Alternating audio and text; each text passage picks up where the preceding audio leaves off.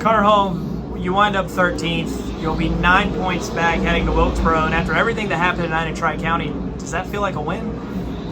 I don't think it's a win by no means, but I mean, it definitely, we definitely minimized our loss for sure. It stinks. I feel like we've used up all of our luck at the beginning of the first half of the season, so hopefully Wilkesboro's our week, but it's definitely a hard way to, possibly lose a points championship. So just hoping to turn around and go to Wilkesboro, sit on the pole, win the race, and hopefully, hopefully that just takes care of it. When the wreck happened in front of you, what did you see? And looking back on it, is there anything you would have done differently to avoid it? No, I just started slowing down, but whoever was behind me was just, I imagine, just so tucked up behind me, and then when I checked up before the yellow came out, and I guess just kind of got ran over, and then once I got sent around backwards, it's like when these things spin out, it's like they almost like gain momentum. It's really hard to stop them once they start going around backwards, and I just kind of slid to a stop over there, and then a couple guys came in, took care of me pretty good. So just what happens when you it's easy to dodge your wrecks when there's no other cars in front of you. So just our fault for running mid-pack. I've had a comment on the fuel controversy from a couple other guys tonight, so I'm curious of your opinion. We ran a lot of laps under caution tonight, and guys ran out of fuel. Is there a procedure change that needs to be made for the series? I thought there was a lap count for the series.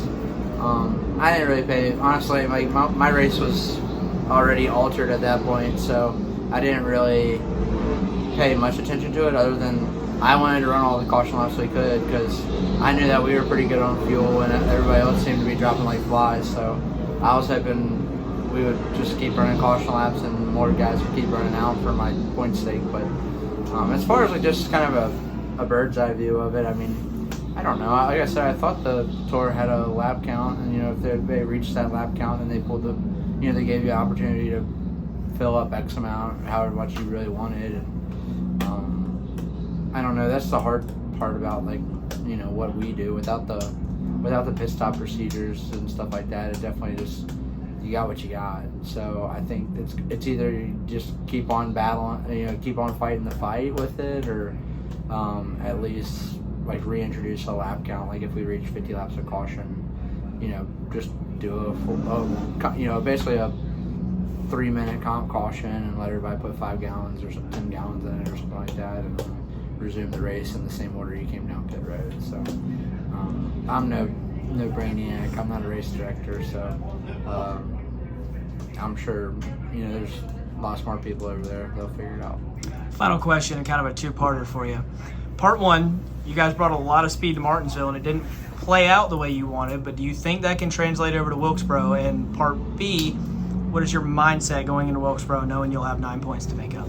Yeah, like I said, I mean, I don't wish any ill will on the zero. I don't want them to go crash or something like that. Like, obviously, it's going to take an 11 position gap for us to win it. So, like I said, maybe we win the race and they just have a bad night. I don't know what that. I don't wish that as anything ill will wise, but that's feasible. That's the only way it's really feasible. They're going to bring a good car and probably run up front. So as far as my concern goes, I'm done thinking about points and not necessarily waving my little white flag, but I just think that to win a championship you need to win races.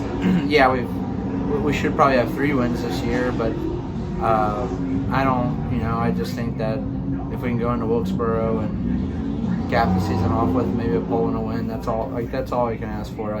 If we basically what I'm saying is do our part, and if they do theirs, good on them. If they don't, then good on us. And other than that, that's about as far as I'm thinking into it.